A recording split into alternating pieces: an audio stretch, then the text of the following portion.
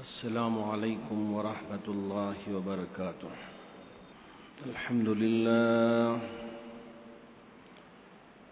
لله نحمده ونستعينه ونستغفره ونؤمن به ونتوكل عليه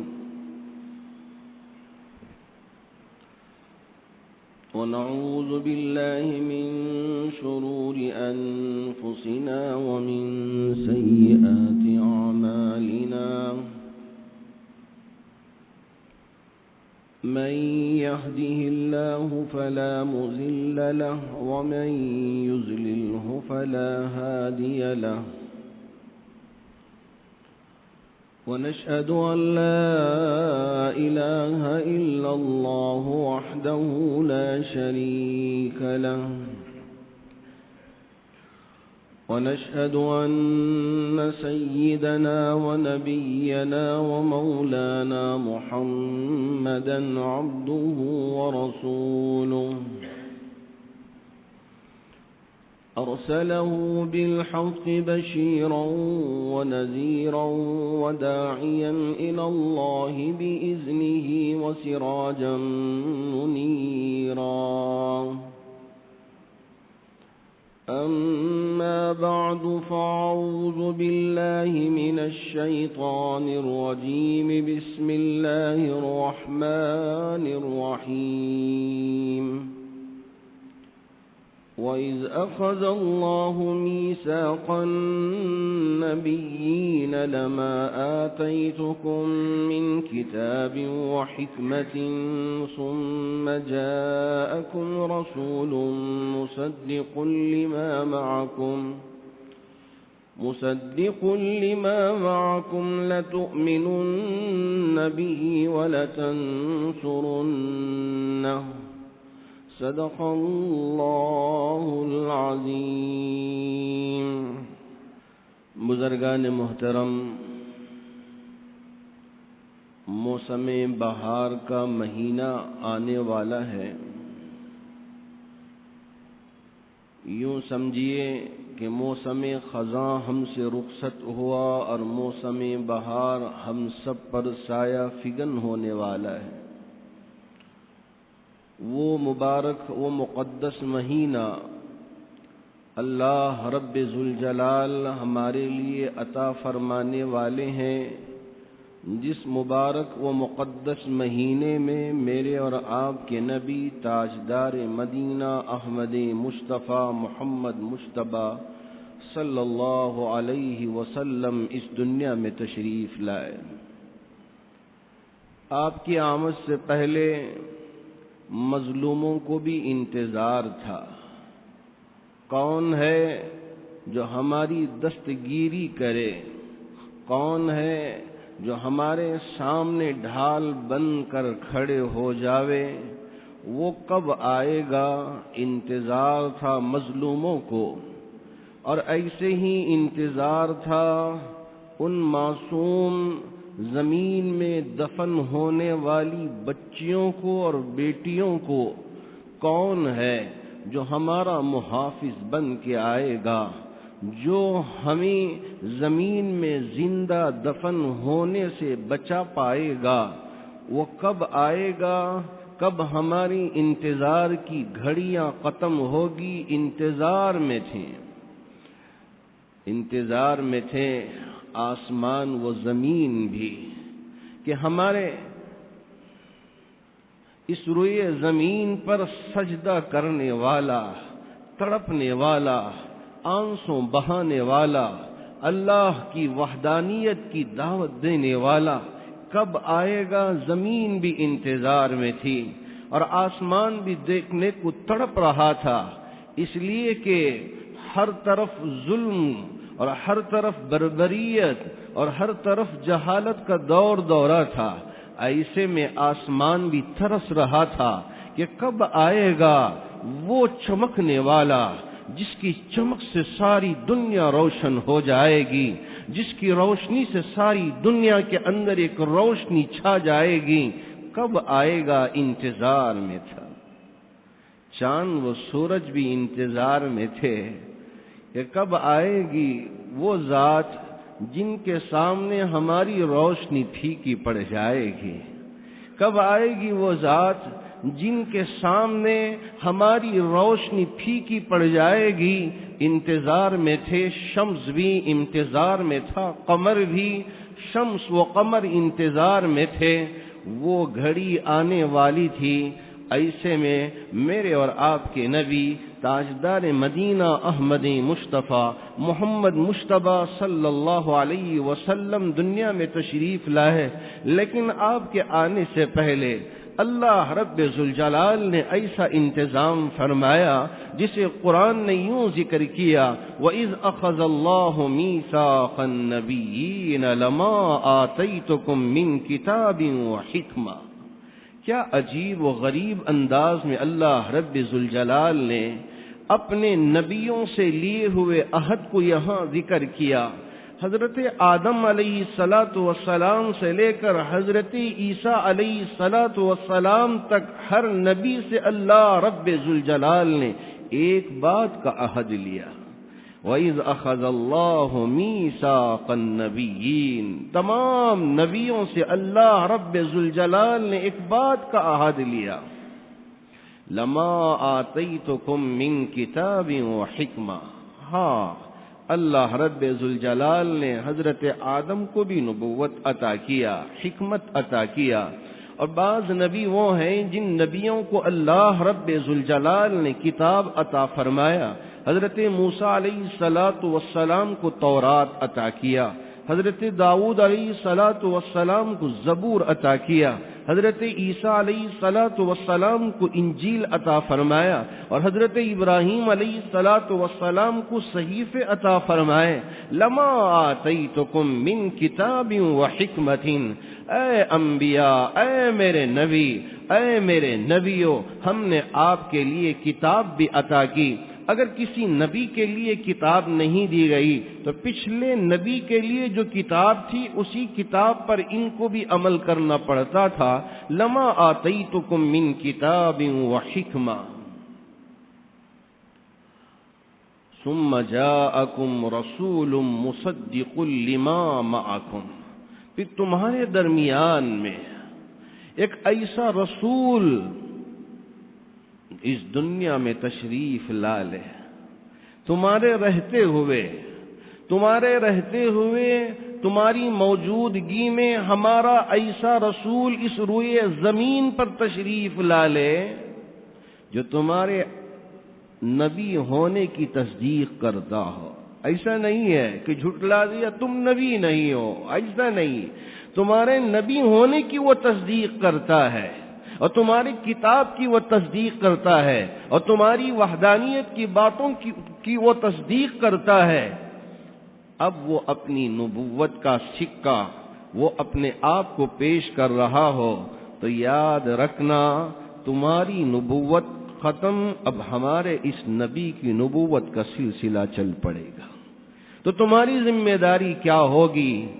دو باتوں کی ذمہ داری ہوگی، لَتُؤْمِنُنَّ بِهِ وَلَتَنْصُرُنَّ، ایک یہ ہے کہ اس نبی پر آپ کو ایمان لانا ہوگا، تمہاری نبوت ختم اور اس نبی کی نبوت پر آپ کو ایمان لانا ہوگا۔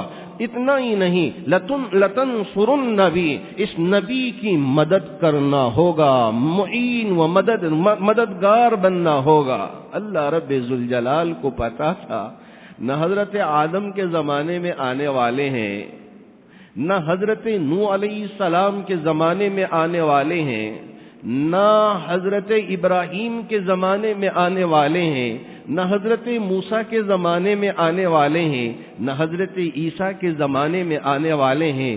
میرا محبوب نبی، اس کا ڈنکا تو دنیا کے پیدا ہونے سے کئی ہزار سال پہلے سے ہم نے بجا کے رکھا تھا، لیکن اس کا وجود دنیا میں کب ہوگا؟ سب سے اخیر میں ہوگا۔ میرے رب کے علم میں تھا، اللہ رب ذوالجلال جانتے تھے، لیکن اس کے باوجود اللہ رب ذوالجلال نے عہد لیا، بتا دیا کہ تم سب پر میرے نبی کو ہم نے فوقیت عطا کیا ہے۔ ہم نے ہمارے اس محبوب نبی کو بڑی عزت بخشی ہے۔ تمہارا ڈنکا نہیں چلے گا، میرے محبوب نبی کی بات چلے گی۔ لَتُؤْمِنُنَّ بِهِ وَلَتَنْصُرُنَّ قَالَ أَأَقْرَرْتُمْ، کیا تم اقرار کرتے ہو؟ اللہ رب ذوالجلال نے پوچھا کیا تم اس بات کا اقرار کرتے ہو؟ اللہ رب ذوالجلال کے اس سوال پہ سب نے کہا قالوا اقررنا، ہم اقرار کرتے ہیں یا رب ذوالجلال، آپ نے جن باتوں کو ہمارے سامنے بیان فرمایا ہے ہم اس کو قبول کرتے ہیں، یہ مطلب ہے۔ ایسا نہیں کہ آپ نے بھیج دیا، اب میں نبی ہوں میرا ہی سکہ چلے گا، آپ نے بھیج دیا تو کیا ہم قبول کر لیں؟ نا، ایسا نہیں، کسی نبی نے ایسا نہیں کہا، بلکہ ہر نبی نے کہا قالوا اقررنا۔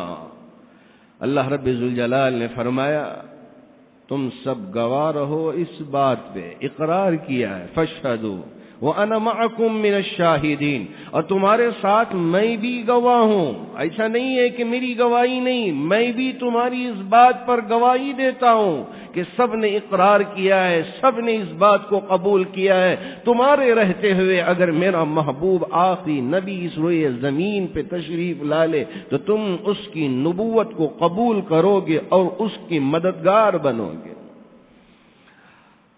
فمن تولى بعد ذلك، اگر کوئی اس اقرار کے بعد روگردانی کرے فاولئک هم الفاسقون، تو وہ فاسقین میں سے ہو جائیں گے، اللہ کے نافرمان بندوں میں سے شمار کیے جائیں گے۔ لیکن کبھی کسی نبی نے ایسا نہیں کیا، انتظار کیا، ہر ایک نے بشارت دی، حضرت موسیٰ نے بھی بشارت دی، حضرت یحییٰ نے بھی بشارت دی، حضرت یسوع نے بھی بشارت دی، حضرت عیسیٰ علیہ السلام نے بھی بشارت دی۔ ہاں ایک اللہ کا محبوب نبی آنے والا ہے، اللہ کا ایک محبوب نبی آنے والا ہے۔ حضرت عیسیٰ علیہ السلام کے ذریعے اللہ رب ذوالجلال نے یہاں تک پیشن گوئی دے دیا تھا کہ جس کا نام احمد ہوگا، جس کا نام احمد ہوگا، اللہ رب ذوالجلال نے اپنے آخری محبوب نبی کا نام بھی اپنے حضرت عیسیٰ کے ذریعے سے بیان فرما دیا۔ وہ نبی آنے والا، انتظار کی گھڑیاں ختم، اب وہ محبوب نبی اس روئے زمین پہ تشریف لانے والے ہیں۔ اللہ رب ذوالجلال نے ایک عجیب سی کیفیت اس آب و ہوا میں پیدا کر دیا۔ حضرت بی بی آمینہ فرماتی ہیں اللہ کے رسول علیہ السلام کی والدہ محترمہ میرے بطن میں تھے، میرے پیٹ میں تھے، میں عجیب عجیب چیزوں کو پاتی تھی، دیکھتی تھی، عجیب سی کیفیت میرے اندر میں دیکھتی تھی۔ جب دنیا میں تشریف لائے دائی شفا، وہ فرماتی ہیں ہمارے محبوب نبی جب دنیا میں تشریف لائے، میں نے بہت سارے بچوں کی ولادت کا کام کر چکی ہوں، سب کا کنیکشن ماں سے لگا رہتا ہے اور اس ناف کو کٹ کرنا پڑتا ہے، لیکن اللہ کے محبوب نبی دنیا میں تشریف لائے تو مجھے یہ بھی زحمت نہیں ہوئی کہ میں آپ کی ناف کو کٹ کر سکوں۔ مقطوع سرہ جسے کہا جاتا ہے کہ آپ ناف کٹی ہوئی دنیا میں تشریف لائے۔ اتنا ہی نہیں، اور بچوں کو یہاں ختنہ کرنے کی ضرورت پیش آتی ہے، لیکن اللہ رب ذوالجلال نے مختون اپنے محبوب نبی کو پیدا فرمایا۔ ہم اور آپ دنیا میں آئے تو ہمارے بدن پر خون لگا ہوا تھا، گندگی لگی ہوئی تھی، نرسوں نے پاک کیا، عورتوں نے پاک کیا۔ حضرت داعیہ شفا فرماتی ہیں ہمارے محبوب نبی جب دنیا میں تشریف لائے آپ کے بدن پر ایک نشان بھی گندگی کا لگا ہوا نہیں تھا، بالکل پاک و صاف دنیا میں تشریف لائے۔ جب دنیا میں تشریف لائے حضرت آمینہ فرماتی ہیں کہ پورے کمرے میں روشنی چھا گئی، اور عجیب و غریب خوشبو مہک رہی تھی. اس سے پہلے میں نے کبھی اس طرح کی خوشبو نہیں محسوس کیا تھا. آپ علیہ الصلاۃ والسلام تشریف لائے تو سب کے اندر ایک خوشی.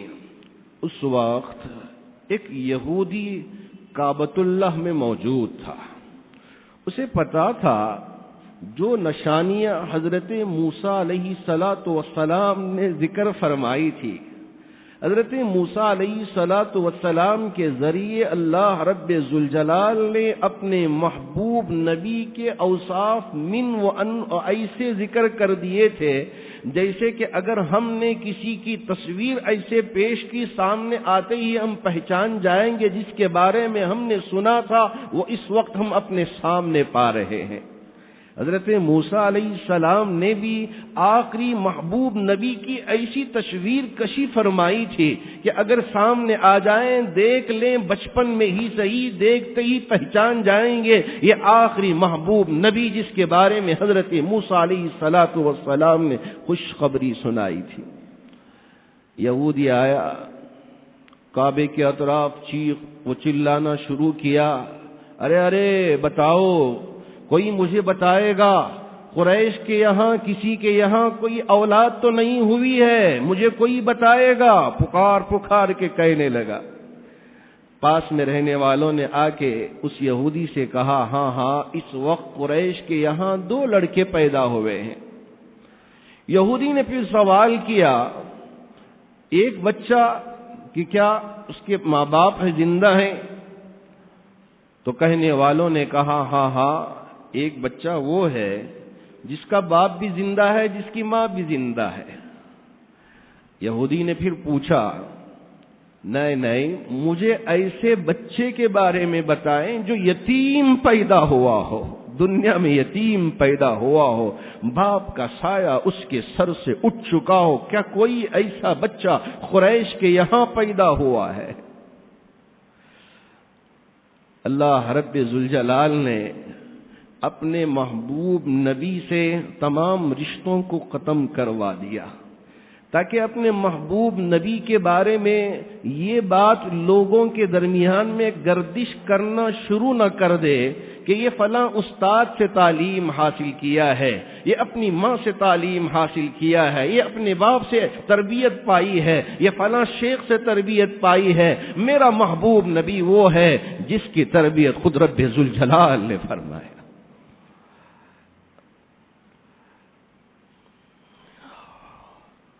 یہودی نے پوچھا بتاؤ کیا کوئی ایسا قریشی بچہ پیدا ہوا ہے جو یتیم پیدا ہوا ہو؟ کہنے والوں نے کہا ہاں ہاں عبد المطلب کے یہاں یتیم بچہ پیدا ہوا ہے، ابھی ماں کی کوکھ میں ہی تھے، حضرت عبداللہ دنیا سے رخصت ہو چکے ہیں، یتیم پیدا ہوئے ہیں. دوڑتا ہوا حضرت عبد المطلب کے گھر پہنچا، گزارش کی کیا میں اس بچے کو اپنی آنکھوں سے دیکھ سکتا ہوں؟ کیا میں ان ہاتھوں میں اس بچے کو لے سکتا ہوں؟ دیکھنا چاہتا ہوں. وہاں دینے والوں نے اللہ کے رسول علیہ الصلاۃ والسلام کی زیارت فرمائی، دیکھا چہرے کو یقین آ گیا، پھر پلٹ کر پیٹھ پر مہر نبوت کو تلاش کرنے لگا تو مہر نبوت کو پایا تو زبان سے چیختا ہوا کہنا شروع کر دیا ویل لبنی اسرائیل قد خرجت النبوت منها، ویل لبنی اسرائیل قد خرجت النبوت منها. ارے برباد ہو گئے، لٹ گئے بنی اسرائیل، تم سے اس وقت نبوت چھن گئی. جتنے نبی حضرت اسحاق کے بعد تشریف لائے وہ تمہارے بنی اسرائیل کے قبیلے سے تشریف لاتے رہے، لیکن آخری محبوب نبی جس کا انتظار تھا تمہیں، جس کا انتظار تھا ایک بڑی فترت کے بعد، حضرت عیسیٰ کے بعد ایک لمبا زمانہ گزر گیا، کوئی نبی نہیں آیا. انتظار تھا وہ آخری نبی، وہ آخری پیغمبر، وہ آخری رسول کا سب کو کہ کہاں آئیں گے، کب آئیں گے. کیسے آئیں گے، وہ کب کس جگہ پہ آئیں گے کسی کو پتا نہیں۔ یا اہل الکتاب قد جاءکم رسولنا یبین لکم علی فترۃ من الرسل ان تقولوا ما جاءنا من بشیر ولا نذیر فقد جاءکم بشیر ونذیر۔ یا اہل الکتاب، اے کتاب کے پڑھنے والوں، قد جاءکم رسولنا یبین لکم، ہمارا ایک ایسا رسول آیا جو تمہیں کھول کھول کے باتیں بیان کرے گا۔ ایک لمبے زمانے کے بعد، فترہ کہتے ہیں نبی کے بغیر جب دنیا رہ جاتی ہے تو اس زمانے کو فترہ کہا جاتا ہے۔ حضرت عیسیٰ کے بعد ایک لمبا زمانہ، ایک لمبا عرصہ گزرا، اس عرصے میں کوئی نبی اس روئے زمین پر نہیں تھا۔ اللہ کے رسول علیہ الصلاۃ والسلام تشریف لانے سے پہلے اللہ نے ایسا عجیب و غریب انتظام کیا۔ یہودی نے کہا پکار پکار کے، وَقَدْ خَرَجَتِ النُّبُوَّةُ مِنْهَا، ارے اب تم محروم ہو گئے، تم لٹ گئے، تمہارے اندر سے وہ جو اعزاز اللہ رب ذوالجلال نے عطا کیا تھا وہ ختم ہو گیا۔ قد خرجت النبوۃ منہا، اب تم سے نبوت نکل گئی، چھن گئی، دور ہو گئی۔ یہ وہ محبوب نبی ہے جن کے آنے سے پہلے اللہ رب ذوالجلال نے ایسا عجیب و غریب انتظام فرمایا۔ حضرت دائی شفا فرماتی ہیں، اللہ کے رسول علیہ الصلاۃ والسلام جب تشریف لائے، شاید تھوڑا سا وقت گزرا ہو، 10-15 منٹ 20 منٹ کا، کوئی وقت وہاں لکھا ہوا تو نہیں ہے، تھوڑا سا وقت گزرا۔ گزرنے کے بعد اللہ کے رسول علیہ الصلاۃ والسلام بچپنے میں، ارے حضرت عیسیٰ علیہ الصلاۃ والسلام نے بچپن میں بات کی تھی، ایک معجزہ، لیکن ہمارے محبوب نبی نے بچپن میں کیا کیا؟ حضرت شفا فرماتی ہیں کہ میں نے دیکھا یہ معصوم سا بچہ، جو کوئی بچہ اپنے پیروں پہ کھڑا نہیں ہو سکتا، اللہ کے رسول علیہ الصلاۃ والسلام کو میں نے اپنے ان آنکھوں سے دیکھا، آپ نے اپنے دونوں ہاتھوں کو زمین پہ ٹیک کر سجدہ فرمایا۔ آپ نے اپنے دونوں ہاتھوں کو زمین پہ ٹیک کے، جیسا ہم اور آپ یہاں اللہ کی بارگاہ میں سجدہ کرتے ہیں، اپنی جبین نیاز کو زمین پہ ٹکاتے ہیں، اللہ کے محبوب نبی نے اپنے جبین نیاز کو بچپنے میں زمین پہ ٹکا کے بتا دیا، یاد رکھو میں سجدے لے کے آیا ہوں، میں سجدے لے کے آیا ہوں۔ ارے کتنے ایسے لوگ ہیں جنہیں سجدے کرنے کی توفیق نہیں ہوتی، لیکن بڑے بڑے دعوے کرتے ہیں کہ ہم اپنے محبوب نبی سے سچی محبت کرتے ہیں، آپ کے نام پہ اپنی جان کو نچھاور کر دیتے ہیں۔ دعوے کھوکھلے ہوں تو اس کا کوئی فائدہ نہیں ہے۔ آپ نے دنیا میں تشریف لائے ہوئے کچھ ہی لمحوں میں، کچھ ہی مختصر سے وقت میں بتا دیا کہ میں سجدے لے کے آیا ہوں، دیکھو میں سجدہ کر رہا ہوں میرے رب کی بارگاہ میں۔ حضرت بی بی آمینہ فرماتی ہیں، دنیا میں کیا تشریف لائے، میں نے دیکھا کہ آپ نے ایسے اپنی انگلی کو آسمان کی طرف اشارہ کر کے بتایا، یا اللہ تو ایک ہے، تیرے علاوہ کوئی اور معبود نہیں، اگر عبادت کے لائق ہے کوئی تو فقط تو ہے، تیرے علاوہ کوئی اور نہیں ہے۔ آپ نے اشارہ کر کے بتا دیا۔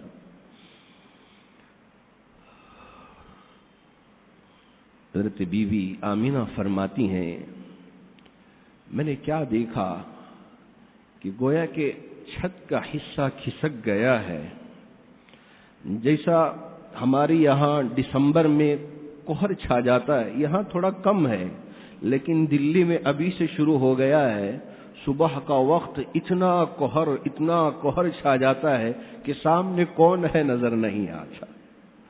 ایسے ہی حضرت بی بی آمینہ فرماتی ہیں کہ کوہر چھا گیا، دھواں آ گیا، نظر نہیں آ رہا ہے کون، لیکن آواز آ رہی ہے، آواز آ رہی ہے، ارے ارے یہ وہ بچہ ہے، اس کی سیر کراؤ، مشرق کی طرف بھی، مغرب کی طرف بھی، شمال کی طرف بھی، جنوب کی طرف بھی۔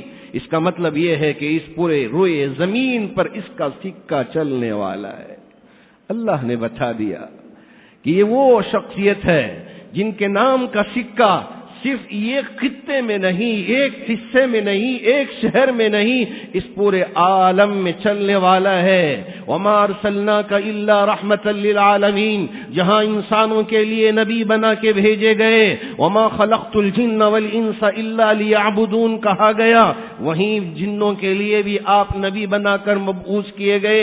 ارے ارے آپ جب پیدا ہوئے، لکھنے والوں نے یہاں تک لکھا ہے، ایک سمندر کی مچھلیوں نے دوسری سمندر کی مچھلیوں کو مبارکباد پیش کرنا شروع کر دی۔ آپ نے سنا ہوگا ایک پیسیفک اوشین اور ایک انڈین اوشین ہے، ان دونوں سمندروں کے درمیان ایک کھارا پانی، ایک میٹھا پانی، ان کے درمیان میں اللہ نے قرآن میں بھی ذکر فرمایا، مرج البحرین یلتقیان بینہما برزخ لا یبغیان فبأی آلاء ربکما تکذبان۔ دو سمندروں کو اللہ نے ایسا ملایا ہے کہ یہ سمندر نہ اس سمندر میں ملتا ہے، نہ یہ سمندر اس سمندر میں ملتا ہے۔ تحقیق کرنے والوں نے یہاں تک بتا دیا کہ اس سمندر کی مچھلیاں یہ سمندر میں نہیں جاتی، یہ سمندر کی مچھلیاں اس سمندر میں نہیں آتی، لیکن ایک وقت شاید یہ ہوگا کہ اس سمندر کی مچھلیوں نے ان کو مبارکباد دیا اور اس سمندر کی مچھلیوں والوں نے ان کو مبارکباد پیش کی، کیوں؟ میرے محبوب نبی دنیا میں تشریف لائے ہیں۔ آج بھی نہ وہاں کوئی دیوار بنی ہوئی ہے کہ ہاں شیش کی دیوار پگھلا کے ڈال دیا ہو کہ یہ پانی یہاں نہ آئے، یہ پانی وہاں نہ آئے۔ میں امریکہ میں ایک شہر میں گیا تو وہاں ایسا ہی ہے، ایک برج بنایا گیا ہے، نہر کا پانی، سمندر کا پانی، وہاں یہ پانی اس میں نہ آئے، یہ پانی، اب جہاز کیسے جائے؟ تو اس کے لیے انہوں نے ایک برج بنایا ہے، جہاز جاگے اس برج پہ ٹک جاتی ہے تو یہ دروازہ بند کر دیتے ہیں، نہر کا دروازہ کھول کے جہاز نہر میں چلا جاتی ہے۔ اب اگر ادھر آنا ہو تو ادھر کا دروازہ کھول کے برج پہ ٹک جاتی ہے جہاز، اور پھر بند ہو جاتا ہے، ادھر کا دروازہ کھول کے سمندر کی طرف جہاز نکل پڑتی ہے۔ یہ ان لوگوں کا طور طریقہ ہے، لیکن اللہ رب ذوالجلال نے بتا دیا یہاں تم اس پانی کو ایک دوسرے کے پانی میں جانے نہ دینے کے لیے برج بنانے کی ضرورت پیش آتی ہے، اور میری قدرت یہ ہے کہ بغیر برج کے ایک پانی دوسرے پانی سے ملتا نہیں، ایک مچھلی دوسرے پانی میں جاتی نہیں۔ یہ ہماری قدرت کی نشانی ہے، اسے سمجھ کر ہماری قدرت پر یقین لے آؤ۔ اللہ کے رسول علیہ الصلاۃ والسلام دنیا میں تشریف لائے تو پوری دنیا میں آپ کا سکہ چلنے والا ہے، آپ کا سکہ چلنے والا اللہ نے بتا دیا۔ اور اس وقت دودھ پینے کے لیے، رضاعت کے لیے جسے کہا جاتا ہے، دیہات میں بھیج دیا جاتا تھا۔ اس کی وجہ یہ ہے دیہات میں رہنے والے عربی زبان فصیح و بلیغ بولا کرتے تھے۔ یہاں ہمارے دیہات میں رہنے والے ٹوٹی پوٹی اردو بولتے ہیں، لیکن شہر میں رہنے والے بہت اچھی اردو بولتے ہیں۔ لیکن وہاں اس کے بالکل برعکس دیہات میں رہنے والے عربی جو بولا کرتے تھے، الاعراب اشد کفرا ونفاقا واجدر الا يعلم حدود ما انزل اللہ، جو دیہاتی ہوتے اگر کسی بات کو پکڑ لیتے تو پکے بن جاتے، ایمان والے تو پکے ایمان والے، اگر دشمنی کرتے تو وہ دبا کے دشمنی کرتے۔ اور عربی زبان میں فصیح و بلیغ بولنے والے یہ دیہاتی، جسے بدو کہا جاتا ہے عرب میں، دیہات کے رہنے والے، اس وقت وہاں شہر کے لوگ اپنے بچوں کو دیہات بھیج دیتے تاکہ وہاں دودھ بھی پی لیں اور ساتھ ساتھ ایک اچھی آب و ہوا میں پرورش پائیں اور ان کی زبان بھی فصیح و بلیغ ہو جائے۔ اس وجہ سے لوگ اس وقت اپنے بچوں کو دیہات بھیج دیتے تھے۔ یہ وہ زمانہ تھا جس زمانے میں میرے اور آپ کے محبوب نبی تاجدار مدینہ احمد مصطفیٰ محمد مصطفیٰ صلی اللہ علیہ وسلم تشریف لائے تو 10 عورتیں آئے تھے بچوں کو لے جانے کے لیے۔ 9 عورتیں اللہ کے رسول علیہ السلام کے پاس آئے، دیکھا، پوچھا کون ہے اس کا باپ؟ نہ، یتیم ہے۔ ارے یتیم ہے تو ہم کو کیا ملے گا؟ کچھ نہیں ملے گا، چھوڑ کے چلے گئی۔ حضرت بیوی حلیمہ سعدیہ جو قبیلے بنو سعد سے ہیں، حلیمہ بردباری کو کہتے ہیں، اور اللہ کے رسول علیہ الصلاۃ والسلام کے اندر بھی بردباری ہے، حلم ہے، اور آپ بھی نیک بخت ہیں، اور قبیلے بنو سعد جو نیک بختی کو کہا جاتا ہے وہاں تشریف لے جانے والے ہیں۔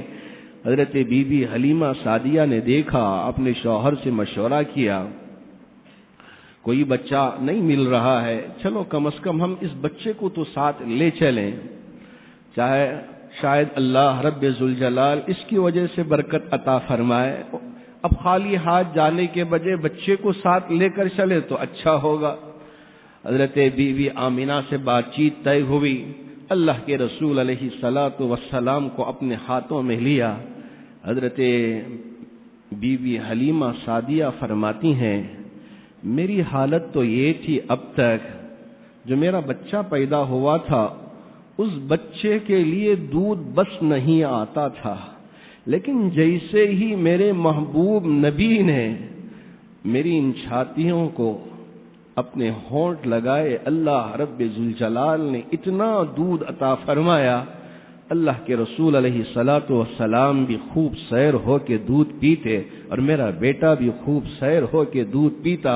ایک اور عجیب و غریب بات میں نے ایسا دیکھا تھا بچپن میں ایک چھاتی سے میرے محبوب نبی کو دودھ پلاتی اور پھر دوسری چھاتی کی طرف لے جاتی تو آپ انکار کر دیتے، دودھ پینے کے لیے تیار نہیں ہوتے تھے۔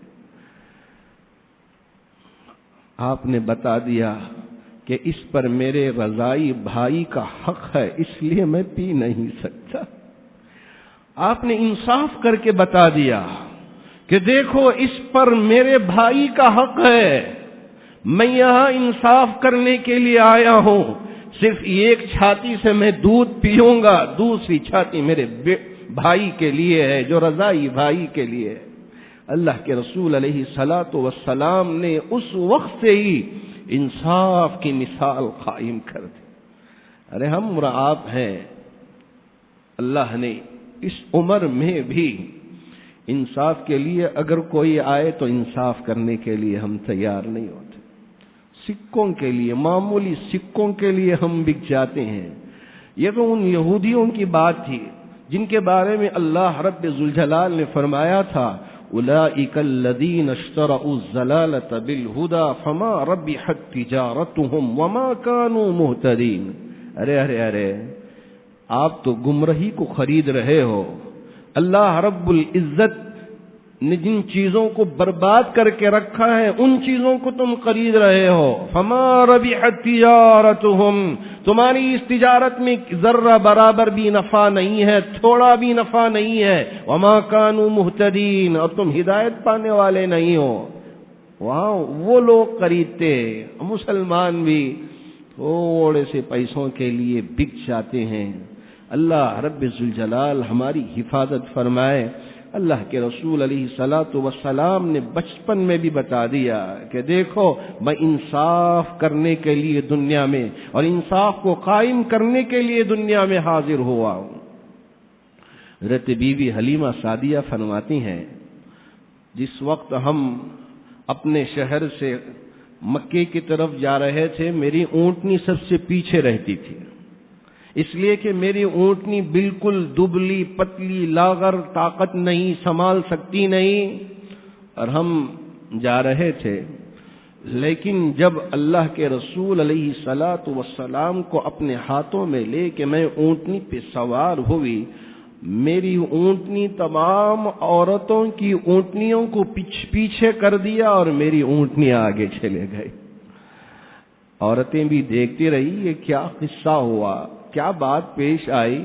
اب تک تو بڑی دبلی پتلی کمزور سی تھی لیکن آگے بڑھ گئی ہے اب۔ ہاں سوار کے بدلنے سے بھی اونٹنی میں ایک عجیب کیفیت پیدا ہو جاتی ہے، طاقت۔ اب سوار اللہ کے رسول علیہ الصلاۃ والسلام ہے، آپ کو لے کے اونٹنی بھی بڑی تیزی سے آگے بڑھ رہی ہے۔ یہ وہ ہمارے محبوب نبی تاجدار مدینہ احمد مصطفیٰ محمد مجتبی صلی اللہ علیہ وسلم، جن کے صدقے میں اللہ رب ذوالجلال نے اس دنیا کو وجود بخشا۔ اگر آپ نہ ہوتے تو نہ چاند ہوتا، اگر آپ نہ ہوتے تو نہ سورج ہوتا، اگر آپ نہ ہوتے تو نہ یہ آسمان ہوتا، اگر آپ نہ ہوتے تو نہ یہ زمین ہوتی، اگر آپ نہ ہوتے اس دنیا کا وجود ہی نہ ہوتا۔ اللہ رب ذوالجلال نے آپ کے صدقے میں اس دنیا کو وجود بخشا ہے۔ اس محبوب نبی کے ہم امتی ہیں۔ آپ نے اپنی پوری زندگی بچپن سے لے کے آپ کی 63 سالہ جو زندگی ہے، حضرت آدم علیہ السلام کو اللہ رب ذوالجلال نے 1000 سال عطا کیا تھا، اور حضرت نوح علیہ السلام کو 950 سال زندگی عطا کیا تھا۔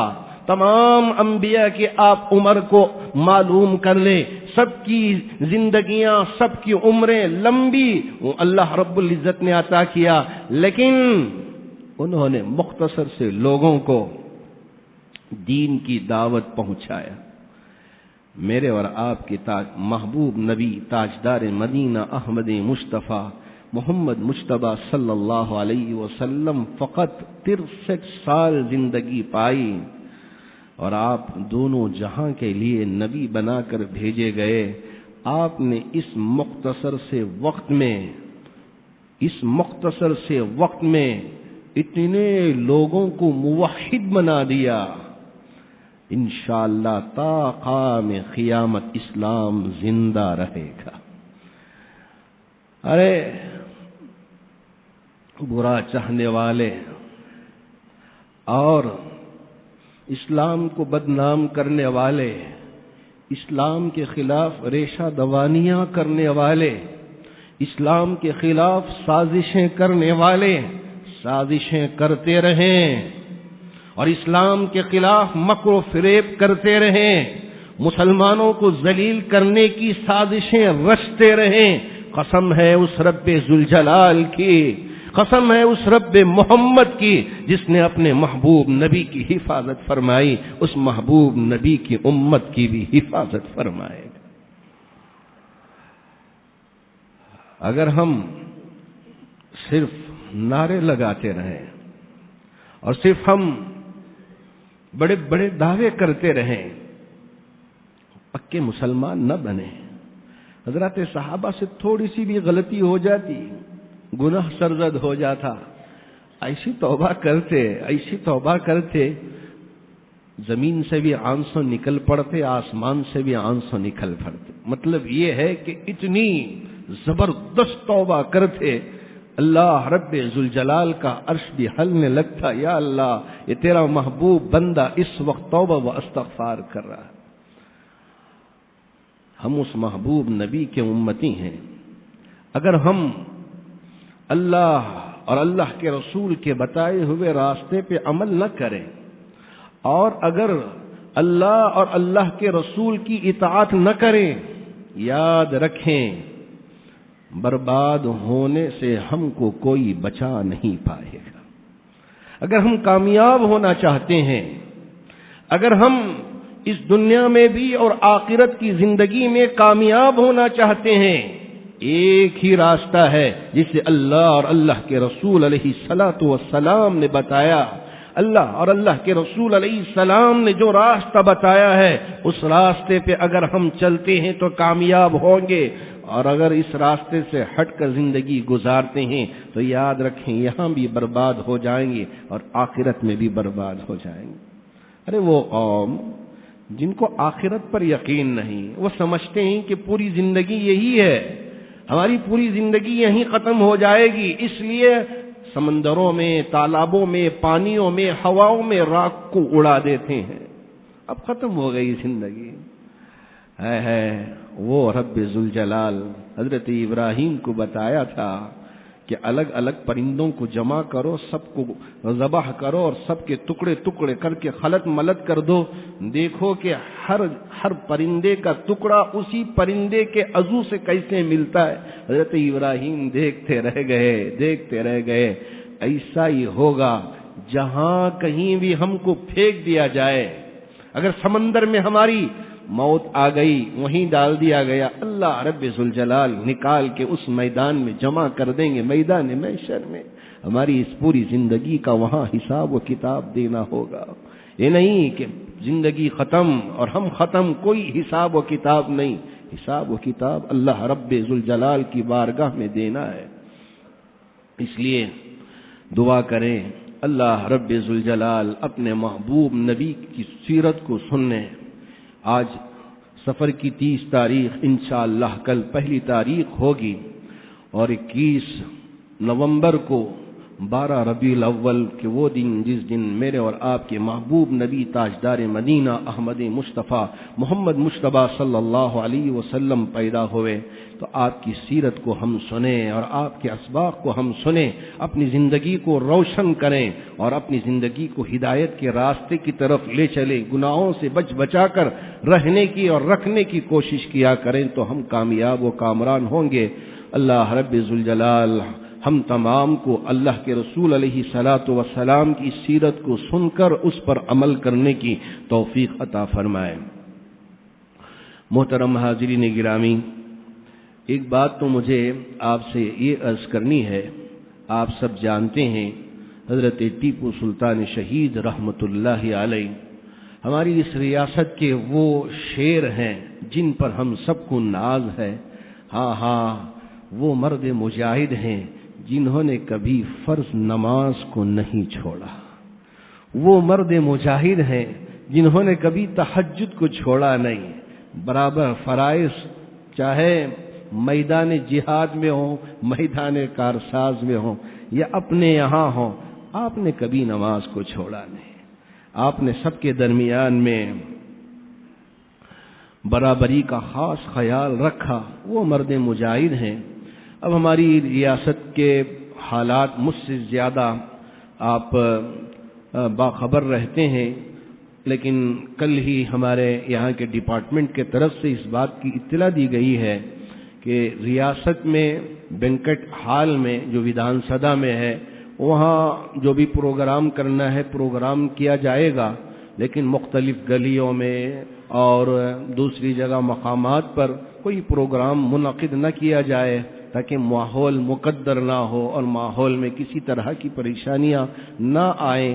اس لیے میری آپ سے گزارش ہے اور آپ کے توسط سے پوری ریاست کرناٹک کے تمام ہمارے مسلمان بھائیوں سے گزارش کرنا چاہوں گا، جذبات میں ہرگز نہ آئیں اور کسی طرح دشمنوں کو موقع فراہم نہ کریں جس کی وجہ سے ان کو موقع مل جائے ہمارے اوپر تانے کسنے کا اور ہمارے خلاف سازشیں کرنے کا اور ہماری معیشت کو نقصان پہنچانے کا موقع نہ ملے۔